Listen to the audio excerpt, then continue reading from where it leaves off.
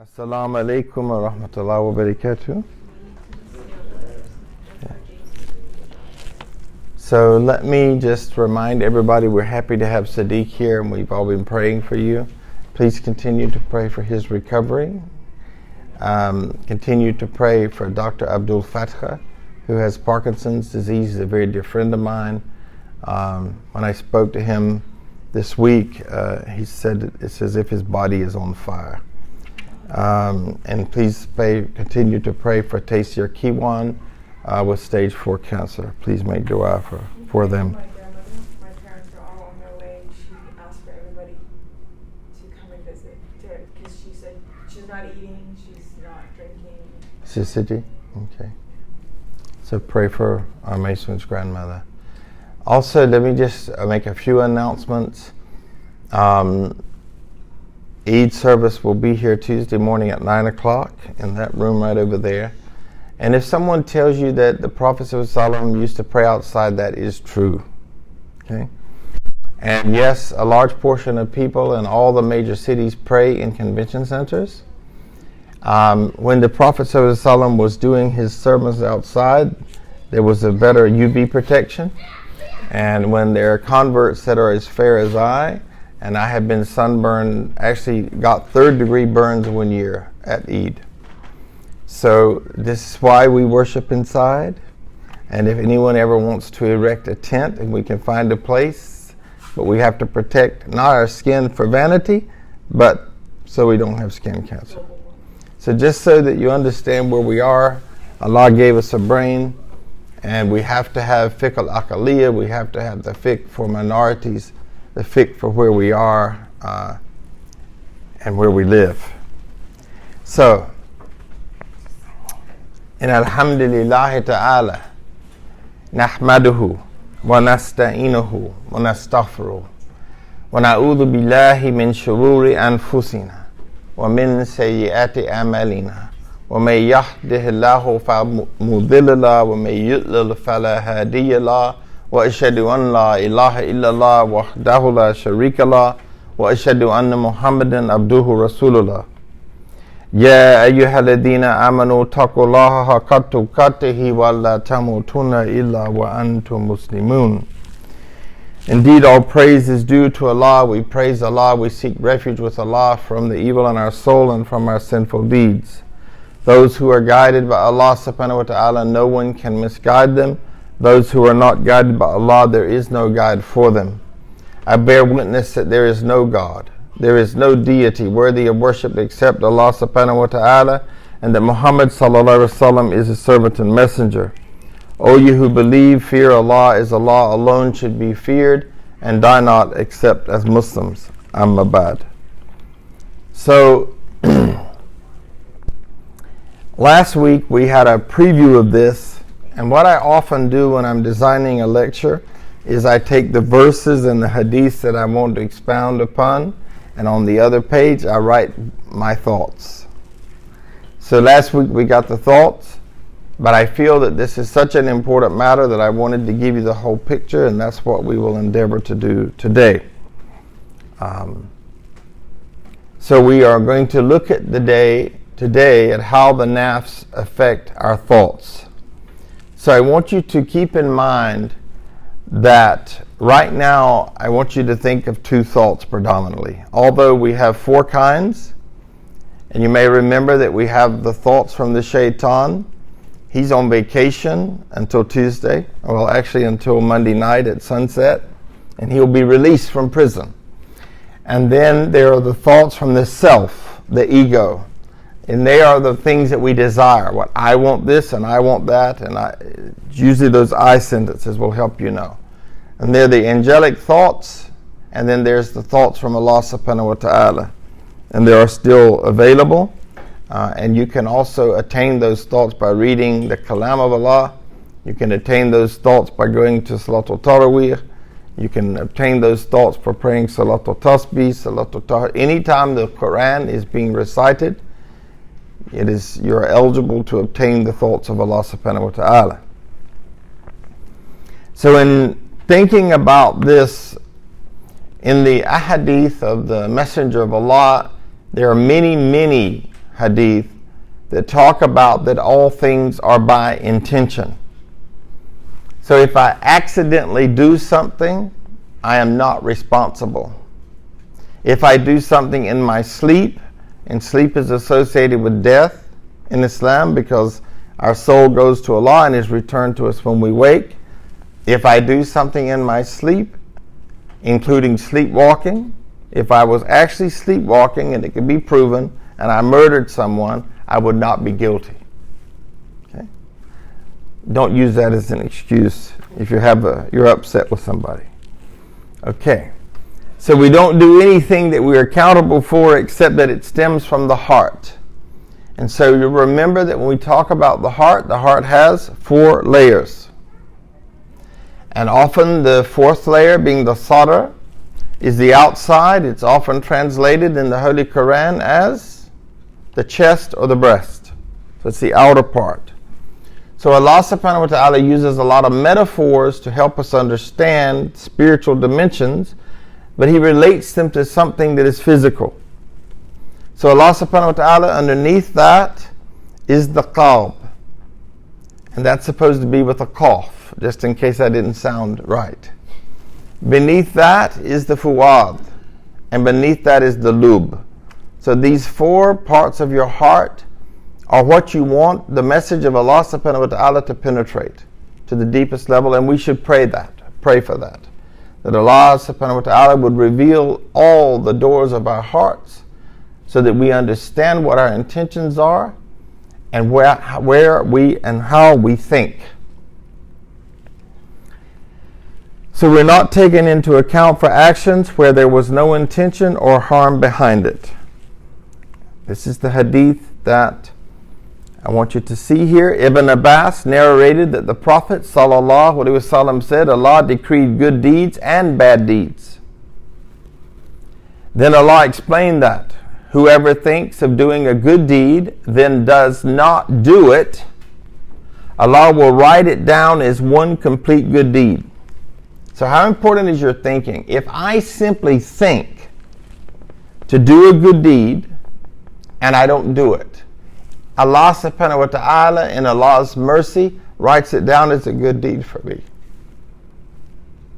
Allah will write it down as one complete good deed. If he or she thinks of doing a good deed and then does it, Allah will write it down between 10 and 700 fold or many more. So I have a thought, I'd like to come by and see someone who is sick and bring 70,000 angels. I would like to stop by and give some food to someone. I would like to stop by and give some money for someone. Then it is 10 to 700 fold the blessings. What if I never think to do anything good? How will my heart be affected because my thinking is not about others? If he or she thinks of doing a bad deed, then he or she does not do it, Allah will write it down as one complete good deed. So every time, if the shaitan comes and whispers to you, remember he'll start back work on Monday night at sunset, oh, you should just curse that person out. And he backs up, and he waits for you to ponder and reflect, and he comes back. You really should curse that person out. He backs up, he waits for you to ponder and reflect, and he comes back again and he says, actually, you should beat him up. If you don't do it, a good deed is written for you. And if he or she thinks of it and then does it, Allah will write it down as only one bad deed. This is why you hear me talk so much about Allah's mercy. Because I thought that I actually questioned my ability to comprehend. As I studied this religion a long time before I embraced it. And so when I embraced it and I heard the haram police everywhere, astaghfirullah, astaghfirullah, astaghfirullah, astaghfirullah, everything was astaghfirullah. And I now hold on to these beautiful, authentic hadith. And you need to too, because you're going to meet those haram police. You're going to meet those people that they don't even put anything before it or after it. They open up haram. That's how they start, haram. I want you all to remember this hadith. This is so indicative of the 113 to 1 ratio of the mercy and compassion of Allah. What am I talking about? I'm talking about 114 surahs in the Quran. 113 of them begin with "In the name of Allah, the merciful, the compassionate." And only the one about Tawbah begins without it. In Surah 8, verse 24, "And know that Allah intervenes between a man and a woman and hears of her heart." Did you guys, somebody want to take a picture of that previous slide? I'll go back. So think about that. If in my heart, if something penetrates into my heart, my spiritual heart, that is not good, Allah subhanahu wa ta'ala, by His Sha, by Allah's Sha, if Allah wills, will intervene. The heart, the qalb of the human being is mentioned in this verse and other verses of the Quran, is the medium through which human beings think and feel. So, what I want you to realize is the importance of purifying your heart, the importance of tazkiyah. As a matter of fact, the three highest values in the Holy Quran, the first one is Tawheed. The first thing that you need to understand is the oneness of Allah. And when Mu'adh was going to Yemen, the Messenger of Allah ﷺ said to him, the first thing that you will teach these people is about the oneness of Allah, Tawheed. And if they accept that, teach them how to pray.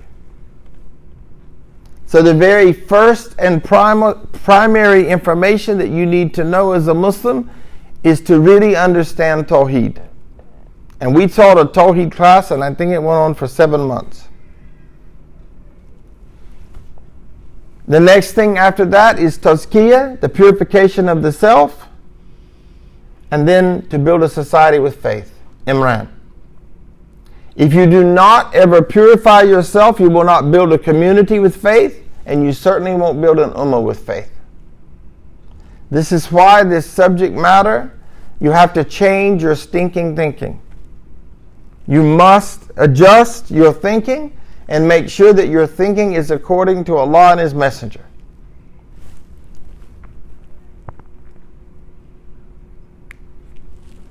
Abu Hurairah radiallahu anh narrated that the Prophet sallallahu alaihi wasallam said, Allah will forgive my ummah for whatever crosses their minds, which is a thought,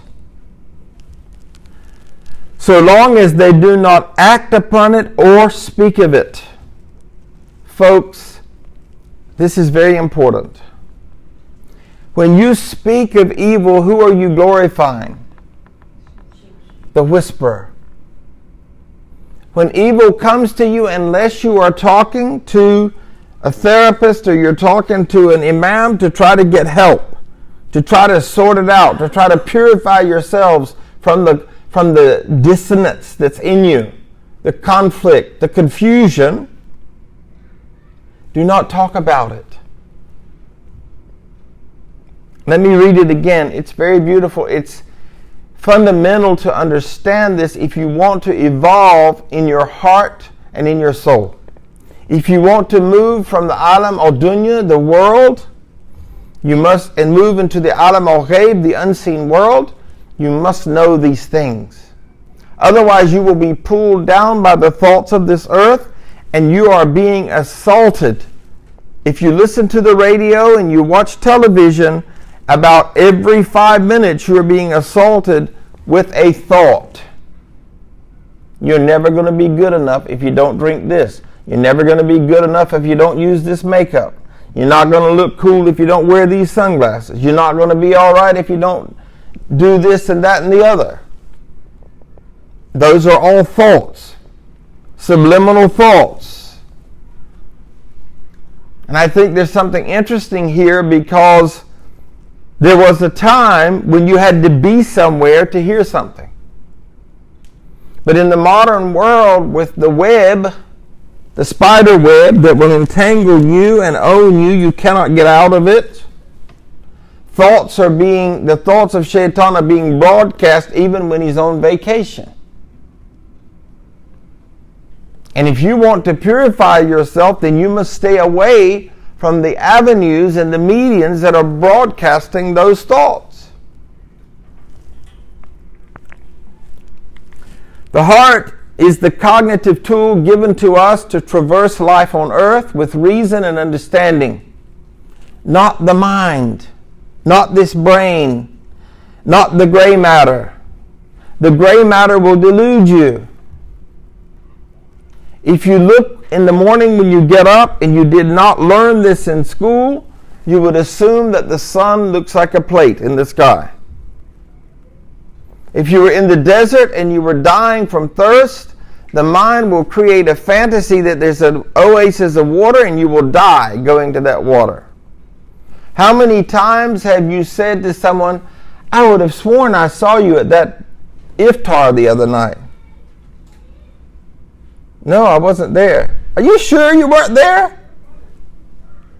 I would have swore I saw you. Your mind played a trick on you.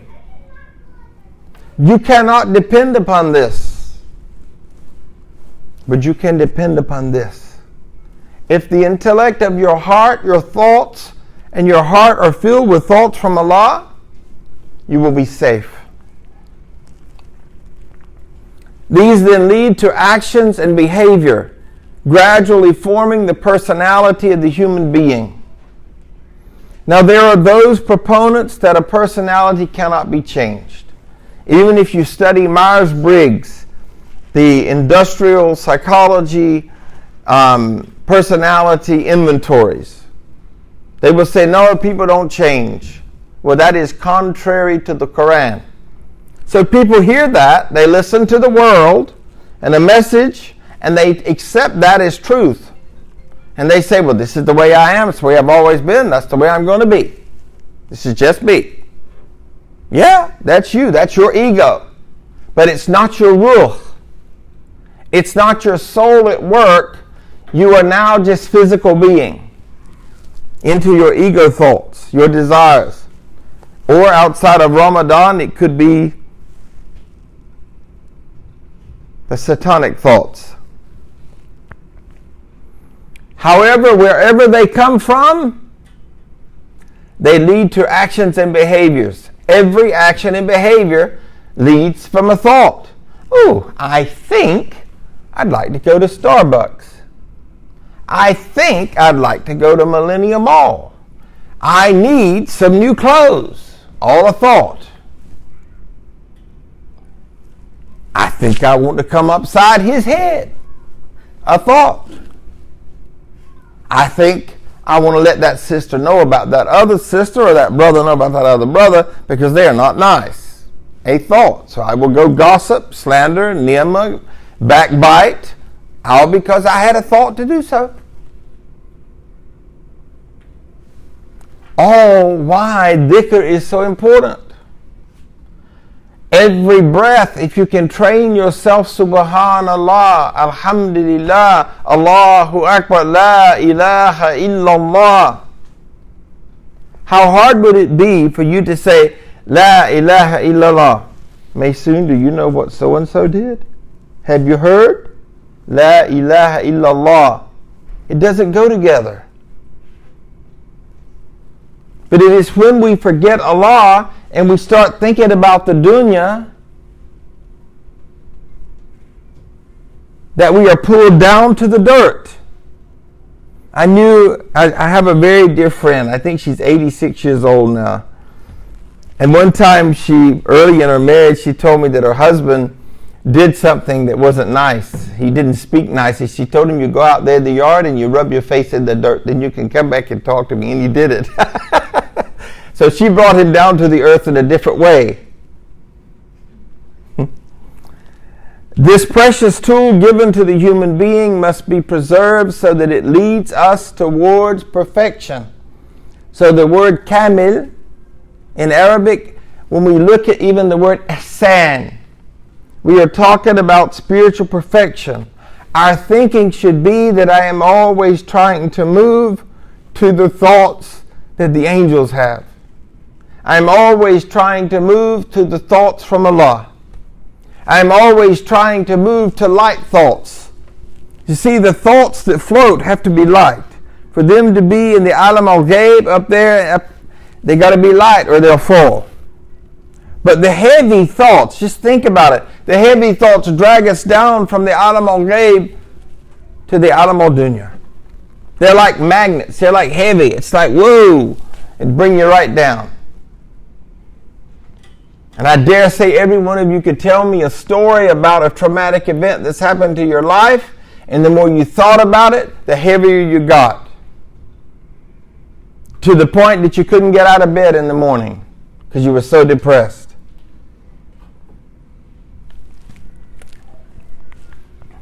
If the heart becomes sick and afflicted, it will fail to perform its essential duty. Thus, Allah subhanahu wa ta'ala retains control, directing and withholding in accordance with the efforts of the human being. So that if I walk towards Allah subhanahu wa ta'ala, if I make a small effort, Allah subhanahu wa ta'ala will run toward me.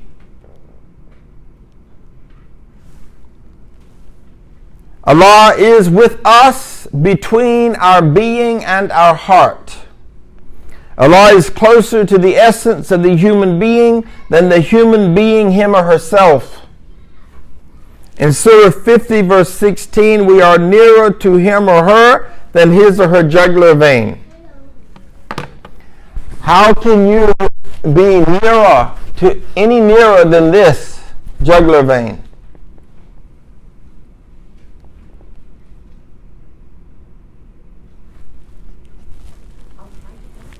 The word qalb means turn, change, transform. That's what Allah put this in here for. And folks, let's think about it. At 17 days in the fetus, the heart is there before the brain. There's no electrical current to the brain at 17 days in the womb. But there is a heartbeat.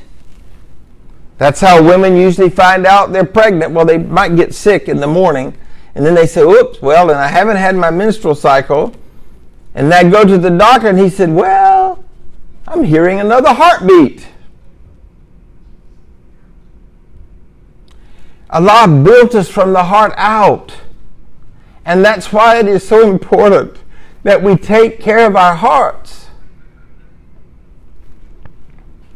The Prophet ﷺ said, all the hearts of the human beings are between two fingers of the fingers of Allah. And may Allah protect us from ever thinking of Allah in terms of the metaphors that Allah gave us, because that's limiting. We can never think of Allah's fingers like our fingers. We have no idea what it means. It just helps us a little bit. The Prophet ﷺ said, all, without exception, the hearts of the human beings are between two fingers from the fingers of Allah. Allah turns them the way Allah wishes. Then the Prophet ﷺ prayed, O Allah, one who changes the hearts, turn our heart toward your obedience and your religion. And this should be the dua that we wake up with every morning. We should hit the floor with this dua. O Allah, the one who turns and changes the hearts, turn our hearts towards your obedience and your religion. And then we should pray in our prayers, O Allah, never let me leave the Sirat al-Mustaqim. Never let me leave this straight path.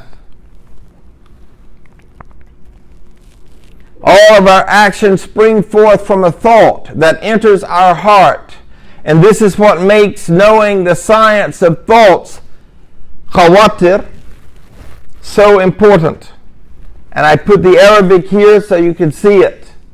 Muhammad Maulud, in his book, The Purification of the Heart, said the following: one of the most difficult tasks we face in our lives will be in weighing out each one of the thoughts that enters our heart and seeing which one we should follow. The scholars have given us a guideline as to how to tell the signs of the source of thoughts that enter our heart. Even folks, thoughts like this. One spouse will say, you know, I love to give some money to I.S.L.A.M Inc., to the Masjid Project, to this, to that. And the other will say, well, I don't think so. I think we need that money. Listen, I think we need that money for a new car. Thoughts entering into our heart. So all of a sudden the heart's thinking, ooh, yeah, that would be so neat, a new ride. I wouldn't be sitting on the ground anymore. And the thoughts keep coming to support that thought. A person may feel that following a thought may be good, but in reality there is much harm and evil buried deep within that thought. This is one of the ways the shaitan deceives us, in a way similar to the story of the monk Barsisa in the Surah 59 verse 16, by wrapping the means to evil in seemingly good actions. I have actually witnessed people say a bad thought and turn around and justify it, rationalize it. Well, you know, it would really be good because they will try to convince you. It really would be a good thing. Yeah. And you can see the discomfort in their body because their soul is disagreeing with what they say. Yeah, I really think we ought to do that. Anytime a person starts stuttering, unless they have a problem, be aware. In Surah Al-Hashr, verse 16, their allies, are like Satan when he lures someone to disbelieve. Maybe there's not a God. If there was a God, listen to these thoughts that people will say. If there was a God, why would people be so hurt? Why would God have done this to you and done that to others? Allure. Then after they have done so, become a disbeliever. He will say on Judgment Day, I have absolutely nothing to do with you. I truly fear Allah, the Lord of all the worlds. So on the Day of Judgment, when we try to say, well, that was a thought from the shaitan, alhamdulillah, he's going to say, no, I had nothing to do with it. He's going to deny you because you denied your soul. You denied your heart, the intellect of the heart. This is why, folks, it is so important, vitally important, to have correct knowledge. Not just knowledge, but correct knowledge. If somebody comes to you and tells you that the Quran says so-and-so, can you show me, please? I'd like to see that. And this is a true story. Recently, I was involved in a mediation situation. And the person was very upset with me. So I went to an event, and firstly, they refused to salam me. Secondly, they came to the table, and fortunately, I was sitting with 6 or 7 Arabs. And the brother said, you know, there's this story in the Quran about so-and-so. And I said, well, brother, I've read the Quran a lot. I've never heard this story. Can you please tell me where it is? The other Arab said he is talking. I'm not going to use the word they used, but they said he's lying, basically. People will say all kinds of things, and they will begin it by saying the Quran says. Protect your heart by seeing it. Ask them for proofs or don't take their advice. People will come and they'll say, I've got a deal for you. Can I see the fine print first?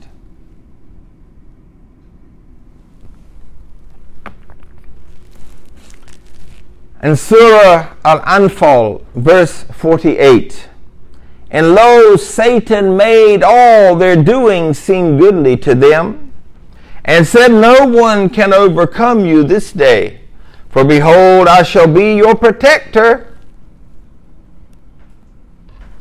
But as soon as the two hosts came within sight of one another, he turned on his heels and said, behold, I am not responsible for you. Behold, I see something that you do not see. Behold, I fear Allah, for Allah is severe in retribution.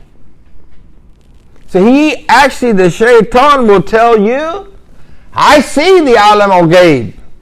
I see something that you don't see. That was the battle of Badr. Yes.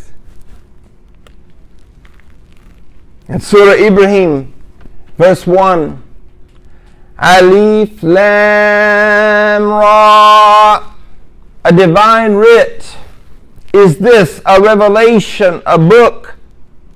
What I might add, wherein there is no doubt, the criterion that came in the month of Ramadan, so that man and women could judge what is right and what is wrong, which we have bestowed upon thee from on high, from the I.S.L.A.M, in order that thou might bring forth all mankind by their sustainers' leave out of the depths of darkness of the dunya into the light, onto the way that leads to the Almighty, the one to whom all praise is due. This world that we live in on the dunya, if we did not have artificial light, when it came to Isha, we would not be able to see anything. We would have to find a way to make a light, a lantern. We would not be able to see. But in Qiyam in the darkest of the night, I can receive light by turning to my Lord. I can receive light by praying. I can receive light by looking at the Quran, the light that will guide me in the depths of the darkness of the alam al-dunya. But I must raise myself up. Even the shaitan knows. What about us knowing? And we have to carry it here. If we have Alzheimer's and we have it up here, it won't work. But if it's here, you meet people in the hospital and they say they're not conscious. You start reading the Quran, and this is a true story. My brother asked me, when I die, please be with me. I said, I'll do anything I can to be with you, brother. And this brother had a long struggle with cancer. His wife was not a Muslim. And I went to his house. He thought they said, he's going to go, brother, get here fast. I read to the Quran to him all night. And he kept sliding off the pillow. And they kept pulling him up. And I said, you guys think he can't hear.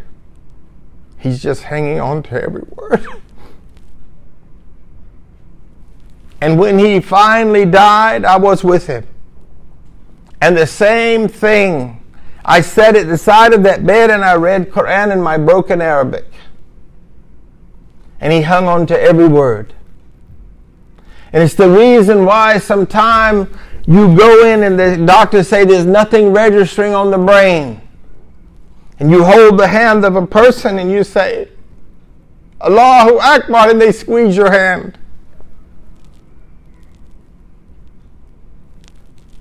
This heart, you cannot measure all of the things that are going on in the alam al-ghaib. But that's where we want to live, folks. We want to live in the light area, where the light is. The higher I am, get in an aeroplane when it's sunrise. You'll be the first one to see it. You got to stay high, folks. And I mean in the I.S.L.A.M. Evil thoughts tempt us in all sort of ways and present seductive promises. I'll be your protector. Don't worry, we won't get into trouble. Mom and Dad won't find out. It'll be all right. And then what happens when Mom and Dad find out? It was his idea, her idea. I didn't have anything to do with it. Evil thoughts tempt us in all sorts of ways and present seductive promises and alliances to delude us into belief that we will be saved from the consequences. We won't get punished if we do so and so. We won't get a ticket if we do so and so. Well, maybe Allah won't hold us responsible if we do this. We're bargaining. People bargain when they know the truth. Satan says, deny Allah, which means not merely denial in words, but denial in acts. Disobedience of Allah's law, deviation from the path of rectitude. When the sinner gets well into the mire, Satan says cynically, how can I help you against Allah? Don't you see I'm afraid of Allah? All our alliances and understandings were moonshine, intoxicants. You must bear the consequences of your own folly. I found this in Yusuf Ali's translation. I thought it was such an awesome footnote, I had to put it in. The shaitan, the day that the angels were told to bow down to Iblis, shaitan was given the power to declare war on us. Thank you very much. Bow down to Adam. Thank you. We should not be hasty in action, and we must weigh each thought on the scales of the Quran and Sunnah. The Messenger of Allah ﷺ said, when we defer in a matter, I'm having two thoughts here, and they're very different. Refer to Allah and Allah's Messenger. So we need to slow down. We need to slow down and examine these thoughts. Wait a minute. The Quran says this, the Sunnah says this, and I'm about to do that. Doesn't work. The doors that the shaitan can enter through the heart are many, and yet the angels enter through only one. So we must be very careful. The shaitan enters into this door that never closes. The shaitan enters into these two doors that only close when we go to sleep or when we choose to close them. The shaitan enters into many different parts, limbs of our body in various and sundry ways. The angels enter into us through our hearts. So the connection of the heart to the I.S.L.A.M, the unseen world. We are talking about voluntary actions, where one exercises their freedom of will, their freedom of choice. This is a process where we make a decision. This is Islamic decision making. It's different from the world, because the world, the I.S.L.A.M says, if it'll make me money, I don't care if it's interest, so I don't care who I have to step on to get what I want, I'm going to get what I want. Islamic decision making is part of the unseen. The children are just fine. They're just being children. Let them be. All the books about counseling and leadership is to reap benefit from other people's research and incorporate it into a religious, spiritual sense. But let me tell you something, folks. All these people that are going out and getting the secret and all of this psycho mumbo jumbo, it's all promoting them to focus on the alam or dunya. What can I get in this world? Keep in mind, if you're reading books about what you can get in the world, your focus is not what you can get in the unseen world. Abu Hurairah reported, may Allah be pleased with him, that the Messenger of Allah S.A.W. said, the word of wisdom is the lost property of the believer. Wherever he or she finds it, then he or she is most deserving of it. You will not find the words of wisdom if you do not sit with a teacher. If you do not sit in the halaqah. If you do not attend lectures. And folks, we need it every 3 days. If you do not sit at the foot of a teacher within 3 days, your heart, and I'm talking about this heart, not this 4-chamber thing that's pumping the blood in our body, starts to die. Now, what about if you don't pray 5 times a day?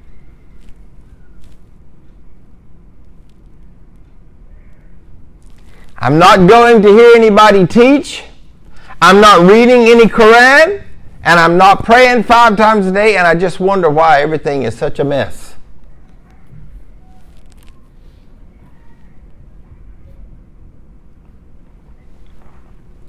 Without exaggeration, we have every single thing we need in the Islamic paradigm. Tested and proved. If only we could find people to bring it out and put it into a palatable language for the time in which we live, for the people to easily digest it. And my prayer is that Allah subhanahu wa ta'ala helps me to do this.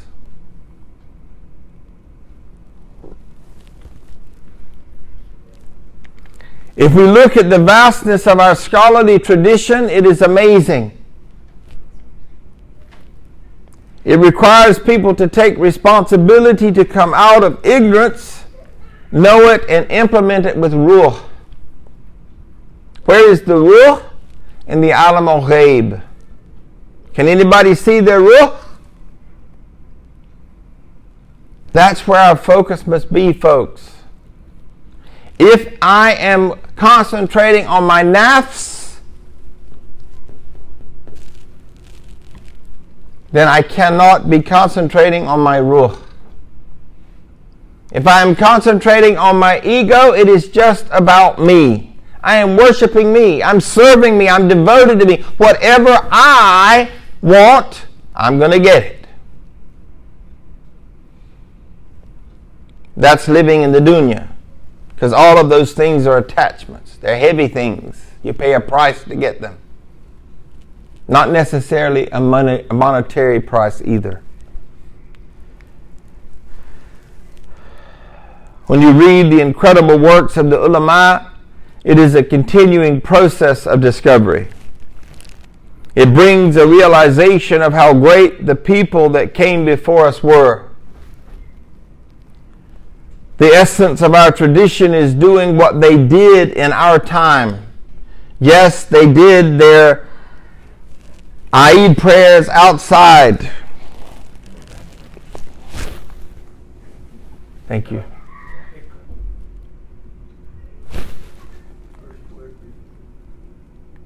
I'm sorry, what have I done now?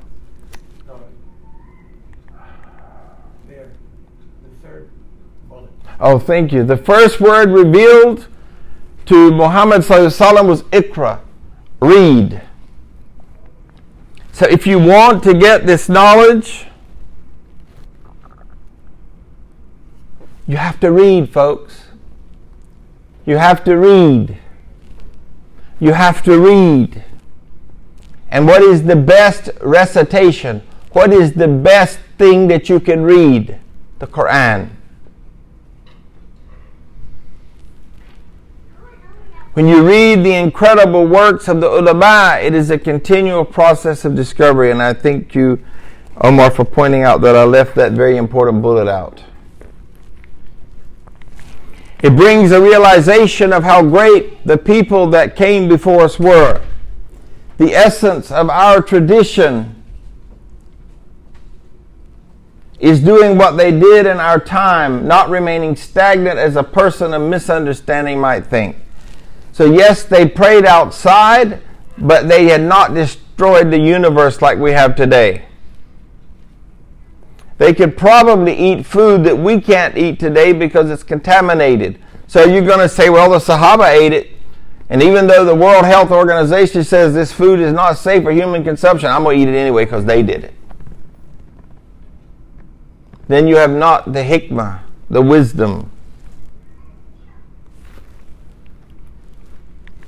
We have to be rooted in this understanding and committed to furthering this process by filling in gaps that are lacking in scholarship. We have to make the knowledge that has been preserved and passed down generation after generation accessible to the people of our time. And now I want us to try to do this in relationship to thoughts. All voluntary behavior stems from the heart. All actions begin from the heart. Anything that you can possibly do, run, talk, walk, anything that you do with any of your limbs ultimately stems from the heart. It started with a thought. I'm going to move this table. Thought. I'm going to wear navy and khaki. A thought. We don't do anything unless we first make a decision to do that thing, voluntary thing. There is a process that takes place, a decision is made, a khawatir, which is the plural of the singular khatir, thought. If we translate it to English, it doesn't sound like something we're very familiar with. A khatir is a thought, a notion, or a suggestion. I have a good mind to do so and so. Well, it actually isn't a good mind. But you're deluded to believe it. So you call it a good mind, even though if it's a good mind to come upside somebody's head. A khatir is a thought, notion, or suggestion. All behavior stems from the heart that ultimately stems from a thought. We don't do anything until we have a khatir that comes to one's heart in order to do that thing. Before one actually does that thing, there are 3 or 4 steps. The difficulty is that this is happening so fast that we often don't realize that it is happening. The whole point about spiritualization and the whole point of moving up from the Nafs al-Amara to the Nafs al-Lawama and to the Nafs al-Mutma'ina is that one becomes increasingly aware of this process. If I want to elevate my soul, my state of my heart, my place, my maqam, my station, I must be aiming for the alam al-ghaib. I must be aiming to achieve ihsan, spiritual perfection. To be doing things with the right knowledge and in the correct manner and in the best manner. Sometimes people ask me questions and you will hear me say to them, the best practice is A. You're allowed to do B. You're even allowed to do C in Islam. But D is disliked. If I am truly striving to attain the alam al-ghaib, the nafs mutma'ina, then I must always choose choice A, the best practice. What are the different types of thoughts? If we are saying that all behavior is voluntary, meaning that we are going to be taken to account for it and that it is stemming from the heart and that everything that stems from the heart begins with thoughts, and we are saying that there are 4 classifications of thoughts and we don't know anything about this, then we are in serious trouble. This is very serious because everything we do, we are going to be taken into account for. Everything we do, we're going to be taken into account for. If one does not know the source of everything that one does, or how to distinguish what one should do or not do, or know the nature of various thoughts that come to one's heart, how can we begin to know the reality of our deen insofar as it relates to personal accountability before Allah subhanahu wa ta'ala? See, if I had had the lessons to examine my thoughts and the nature of that thought, I would have saved myself from much heartache in life. There are 4 categories of thoughts that the scholars speak about, and we will examine 3 of them, inshallah. All thoughts that come to one's heart can either be from the shaitan, I will refer to those as demonic thoughts, from the nafs, the egotistical thoughts, I like to call them the I thoughts, as in the letter I, not E-Y-E, or from the malaika, the angelic thoughts, and the 4th ones are the thoughts from Allah, which we're not going to talk about because that is much deeper than I want to get into on this lecture. All thoughts of things that one will be accountable for before one's Lord come from these 3, and that's why I want to focus on these 3. So let's think about it a minute. Where did the Quran come from? It came from the lower heavens. Who revealed it?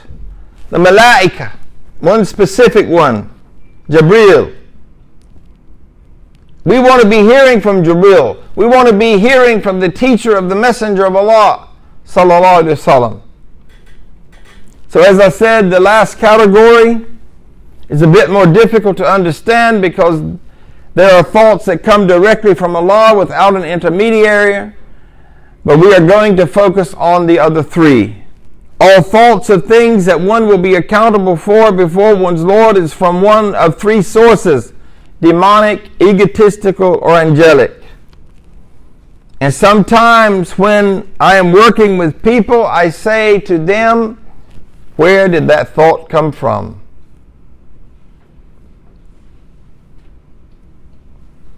Not many people in the world think in terms of every single thought I have is either demonic, egotistical, or angelic. The angelic ones are the ones that will keep us in the I.S.L.A.M. And I keep pointing to my diagram that I didn't write on the board today, that I did last week. Each one has distinct characteristics.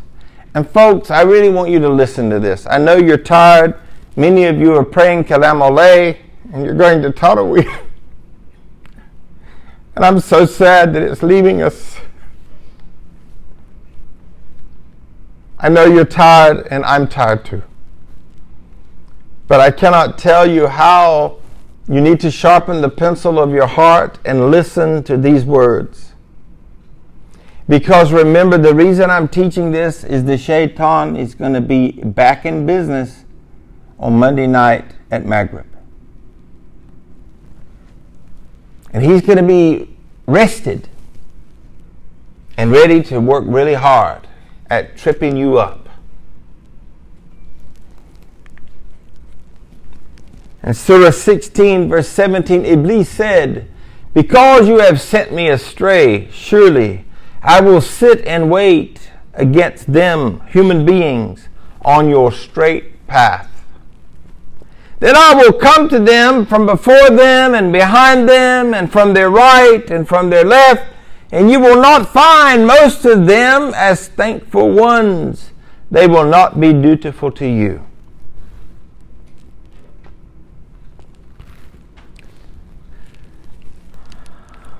So much. What are the characteristics of the demonic thoughts?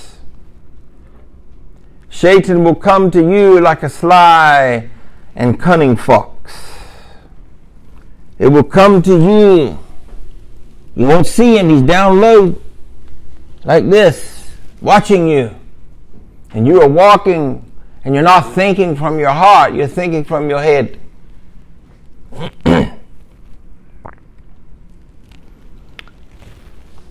It will come to you from one way, and it will come to you from another way, and it will come from before you and behind you and to your left and to your right. If that doesn't work, it will find another angle. And what Satan is ultimately trying to get you to do is, if it cannot get you to do kufr, disbelief, it will try to get you to do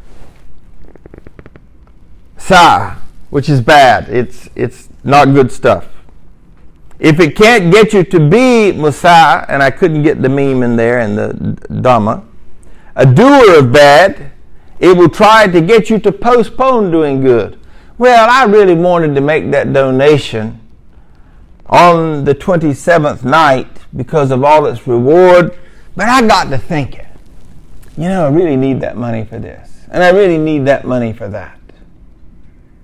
That's how the shaitan works. Examine how you're thinking. Is the thinking coming and then leaving, and you relax for a minute because you think the fox has left the path? And then all of a sudden the fox is back. And they have, they look so happy, the fox, while they are waiting to devour you. This is a true story. I had a 22-pound Siamese cat. We lived in Claremont. It's a third world country. Just kidding. And my cat used to fight with fox. We came home and the cat would be throwing the fox over his head. The cat would come home with his legs. I had to bandage the legs. I put the cat in therapy, told the cat to have nice hands, and guess what? The cat listened. The cat was transformed from a street cat to a good cat. I'm not kidding you. But we watched that cat fight with fox. And they will put up a fight. Fox, raccoons, possums, every single thing out there in that backyard. If it can't get you to postpone doing good, it will try to get you to be hasty. Oh, I got to hurry up and get this deal. I got to hurry up. I got to hurry up. Hurry up, hurry up. Ta'ala. No, we need shui shui. Slow down, shui shui. Take it easy. Examine your thoughts. Where are they coming from? What do they look like? What do they smell like? What do they sound like? If he can't get you to postpone doing good, he will try to get you to be hasty and do too much. If he can't get you to do too much, it is going to try to get you to do it for people. And if it can't get you to do it for people, it will try to get you to be impressed with your own self. And if it can't get you to be impressed with your own self, it comes out in its most subtle and difficult of all plots for the elect of the righteous, and it will try to confuse you. Oh, I'm so confused, I just don't know what to do. I'm perplexed. And maybe even come to you in the form of light to be able to deceive you in an extremely subtle way. And that's when you hear yourself say, it's just too good to be true. That's just too good to be true. Listen to yourself when you say that. I guarantee you there are people in this room that said it's just too good to be true, but they listened to that thought from the shaitan, and then they found out, yep, it was just too good to be true. Raise your hand if it ever happened to you. Maybe I'm the only one. We are all struggling with this very basic information. Shayateen are like a pack of fox or wolves.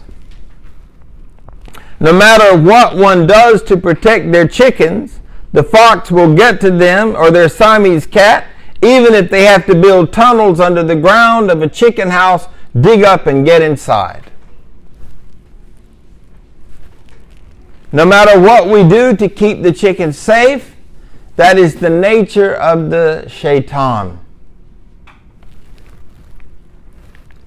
If shaitan can't get one to do outright evil, it will come to one in the form of good to get one to do the lesser of the two goods. And this is what this one looks like. This is just too good to be true. Just too good to be true. Then listen to what you're saying. The shayateen will never, ever, ever, ever stop. The beautiful thing is that all shaitan can do is whisper. That's all he can do is whisper. Oh, how nice. Isn't that nice? Isn't that precious? Some people torment themselves for long periods of time because of a terrible incident in their life where they have a terrible thought or thoughts about it. They become convinced that they are a terrible person because they had that thought. Often when you see people who are violated, they blame themselves. And they are convinced that they are bad. And the shaitan tells them, you're bad because this happened to you. And they believe it. They realize and manifest that they're bad. They walk around and they tell people they're bad. They adopt bad names. I hope you can understand me. I just don't want to go there. It's just too ugly. But you will see a transformation from the ruh to the dunya. You will see people address themselves in derogatory terms. They will begin to refer to themselves as the names of animals. In the prison system, they say, you my dog? What's up, dog? As they become dogs to each other. Thought.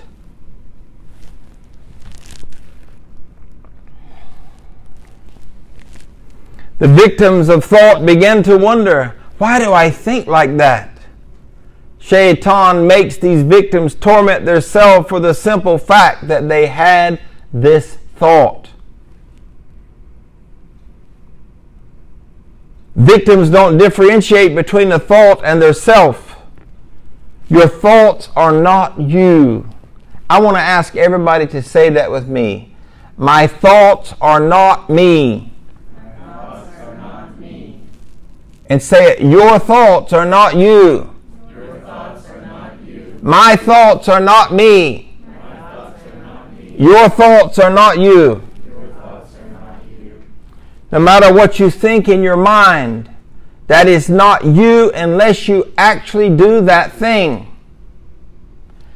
Some people in this room might have been so angry at some point in their life that they said something like, I could kill him. I could just kill her. But you didn't do it. That's the good news. Otherwise you wouldn't be here with me probably. But had you followed it, then you would have been a murderer. But just because you had the thought, you're not a murderer. Please save your questions to after class and I'll get them. It is not important to discuss whether these things are biological or socially acquired. This is the nature versus nurture question that people are still researching. I'm not interested in nature versus nurture. I'm interested in I.S.L.A.M al-dunya versus I.S.L.A.M al-ghaib. This is all I'm interested in. And I'm actually interested in the al-ghaib part. Allah subhanahu wa ta'ala tests people in different ways. Right is right and wrong is wrong. Haram is haram. Halal is halal. We don't bulge or waffle on certain issues. See, when we look at an issue and we start thinking, let me think about that. Make sure that you're looking into your heart for the answer. And you're looking to the I.S.L.A.M al-ghaib for the answer. And what is the I.S.L.A.M al-ghaib? You're going to find the Quran there. That's where it came from. We are merciful with people. You see, as parents, it's very hard because our parents transgressed and therefore we transgress. And may Allah bless our parents. I'm sure they had the best of intentions, but we have to learn from people's mistakes. If I say to my child, you ain't never going to amount to nothing. I remember a guy coming to me in prison one time, and I didn't even understand what he said. He had such a thick accent. And I said, your parents said what to you? He said, they told me I ain't never going to amount to nothing. I thought he said muffin, and I was trying to figure it out. But imagine that thought from the shaitan manifested on the mouth of what would be, you would think to be light. Your mother or your father, you ain't going to be nothing. Traumatizes a child. Don't have an amygdala. They can't process that. They grow up with the thought, I'm not ever going to be anything. You're worthless. You're this. I beg you. Let the words of your mouth and the meditation of your heart be acceptable by Allah. When you speak to your children, speak that which edifies, or do not say anything. And this is from the hadith of Muhammad sallallahu alaihi wasallam. That we should say what is good, and thoughts can be very destructive, folks. Is there anyone in here that has not been destroyed at some moment in your life by a thought? Look, folks. Somebody told you, you're not any good at this job. I think you ought to be taking a hike. You walk out of there thinking, well, I just can't win, man. I'm not good at anything. And it spirals down and down. You get heavy and you get depressed. You don't want to get up. This is the nature of human life. This is what struggle, religion, and spirituality is about. It is about conforming, submitting, refining, and vetting ourselves. It is about getting the telephone pole out of my eye instead of the toothpick out of your eye. If we busy ourselves looking at our own issues, we will not have time to criticize someone else. And I would urge all of you as parents, be very, very careful with criticism. The Messenger of Allah came as a mercy to mankind. And I can think of no being that needs mercy more than a child that doesn't have a frontal lobe. A child that can't process and determine what's good and bad unless they listen to their parents, and unless their parents are feeding them the Quran and the Sunnah. What if their parents are feeding them bad thoughts?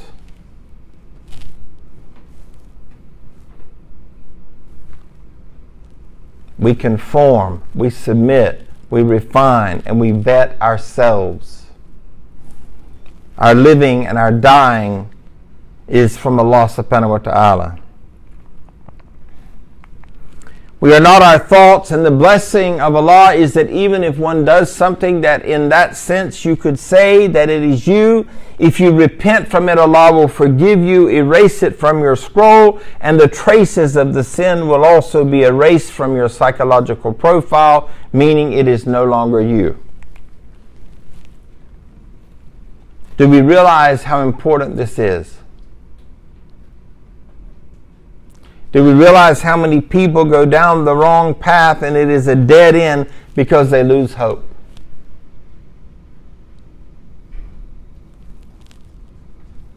I went to see someone trying to figure out what I should do in my career early in life.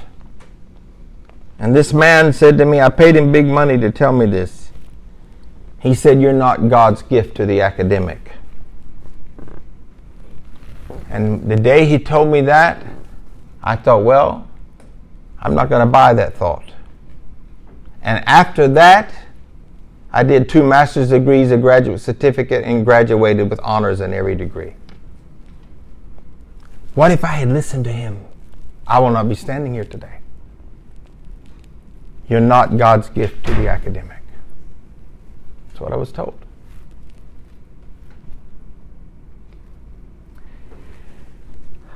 We are not our thoughts, and the blessings of Allah is that even if one does something that is in that sense, that you could say it is you, if you repent, Allah wipes it away.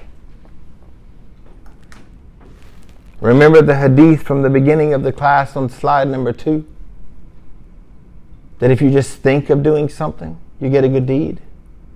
If you do it, you get from 10 to 700 or more good blessings. If you think of doing a bad deed, it's not written down. It's only written down if you do it, but it's only written down as one.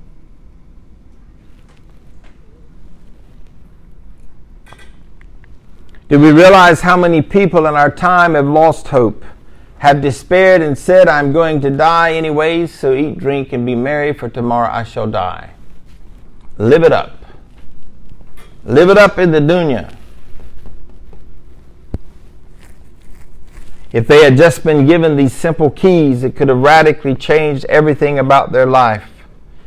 You are not your thoughts. The first thing is the thought. The thoughts from Shaitan have characteristics.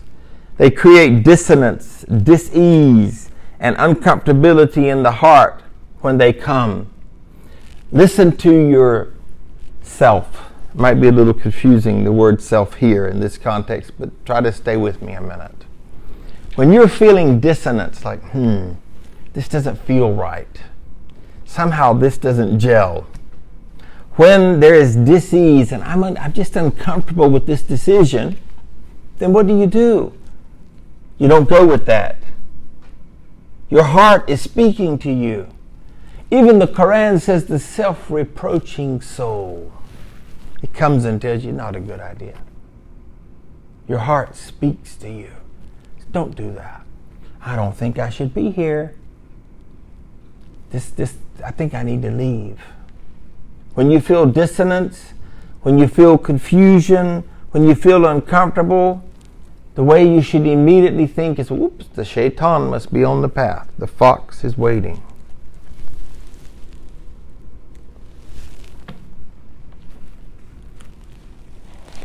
Shaitan will come to you in different ways, and the heart is like a fortress. Listen to your heart, folks.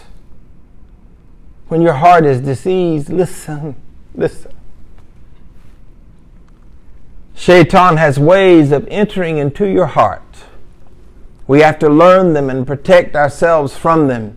In the end, once you recognize these thoughts, you will say, oh my God, that is waswasa. That is a thought from Satan, the insidious whisperer. Don't follow it. It is as simple as that in theory. I really see this as very simple. It's our being committed to listen, to commit, to surrender, to obey, to be obedient to Allah. In Surah An-Nas, Surah 114, verses 1 through 5, say, I seek refuge with the Lord of mankind, the King of mankind, the true God of mankind, from the mischief of the whisperer, the elusive prompter who returns again and again, whispering evil into the breast of mankind. So think about it. What's the most vulnerable part of the heart? The sadr, the outside. In the wartime, what do we try to do? We penetrate from the outside and we keep trying to get in. The word waswas in waswasil khannas means the one who whispers over and over again. And waswasa means to whisper into someone's heart an evil suggestion over and over again in such a way or ways that the one who is being inspired may not feel that the whisperer is whispering an evil suggestion into his or her heart.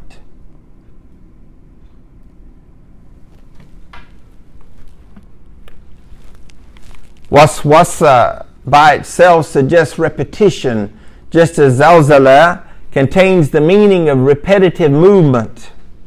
Since humans are not tempted by just one attempt, but effort has to be made over and over and over again to seduce and tempt us, such an attempt is called waswasa, and the tempter waswas. And the way I think about this is a car salesman.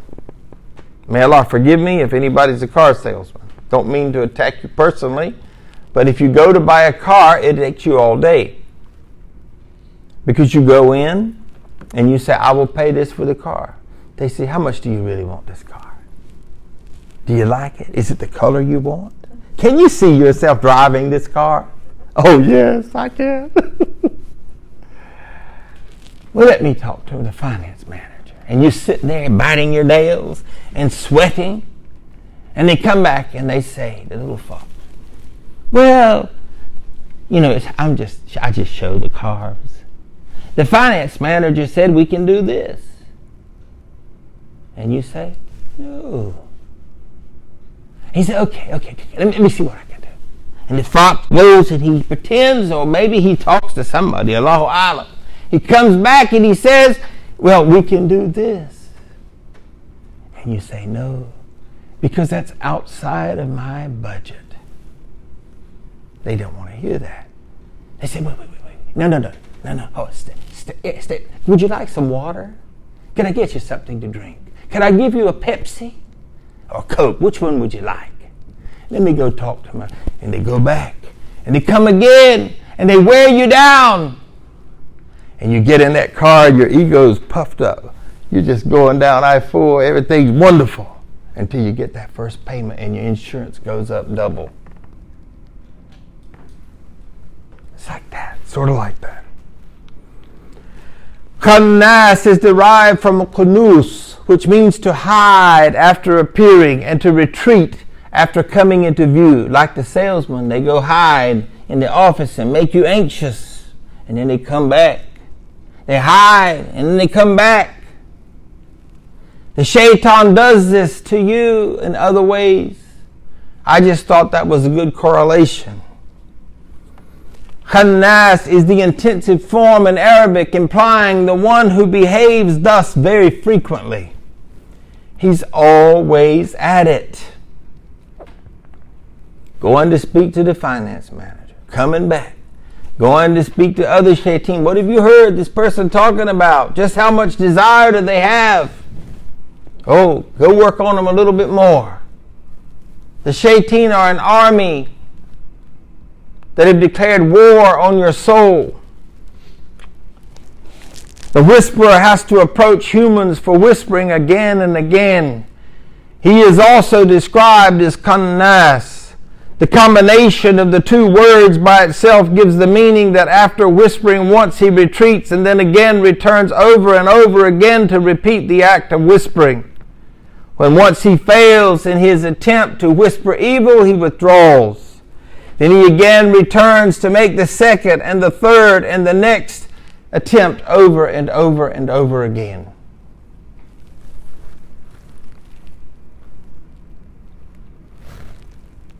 I'm going to read the verse for our next lecture. Today we talked about the demonic thoughts. In the next lecture, if Allah gives me life and breath, we will talk about the ego thoughts, the self thoughts.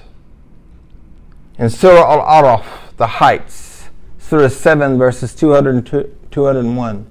And if it should happen that a prompting from Satan, a slander from the devil, or suggestion assails their mind, or stirs them to blind anger, seek refuge with Allah. Behold, Allah is all-hearing, all-knowing.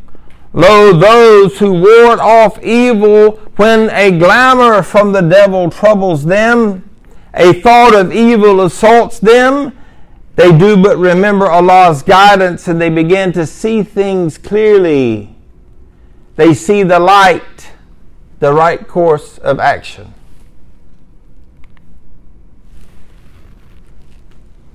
The fact is that if ever an evil suggestion from Satan so much as touches those who are God-fearing people, they immediately get alerted and clearly see the right course they should adopt. In Surah 41:35, as I hadn't got to that slide, I'm sorry. But none attains to this except those who are steadfast. None attains to this except those who are endowed with mighty good fortune.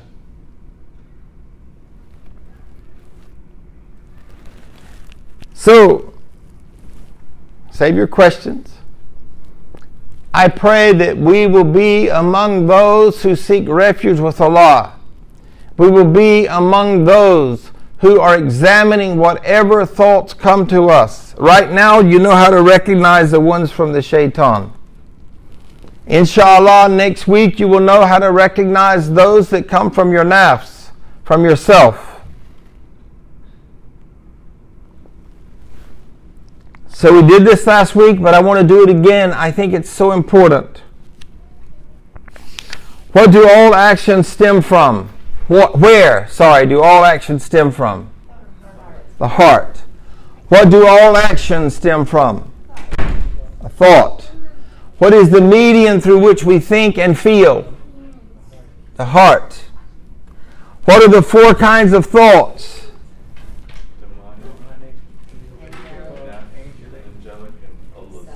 Alhamdulillah.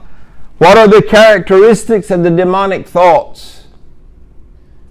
Whisper, slide, fox, car salesman. Yeah, car salesman. They come in and they go away and then they come back and they go away. Repetitively approaching. And how? Are they loud? No, they're subtle whispers.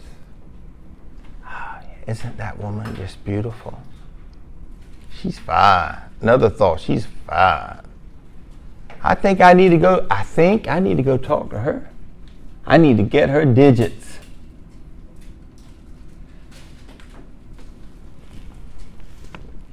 What do demonic thoughts create in the human being? Discomfort, Anxiousness. Dissonance, anxiousness, dis-ease, and uncomfortability. What is the solution?